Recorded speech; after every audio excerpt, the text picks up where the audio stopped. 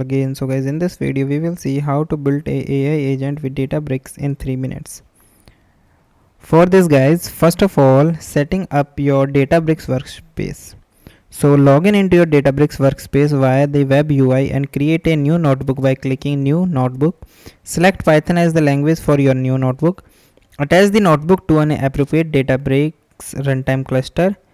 Install necessary libraries in the notebook cell. Run the installation cell to ensure all the dependencies are met. After that, developing your first simple AI agent. For this, import required model like ChatGPT, OpenAI and the agent executor.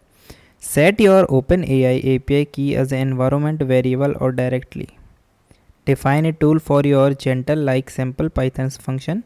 Initialize your large language model ChatGPT, OpenAI and create an agent using the create react agent with your LLM tools. Initiate the agent etc. to run your agent.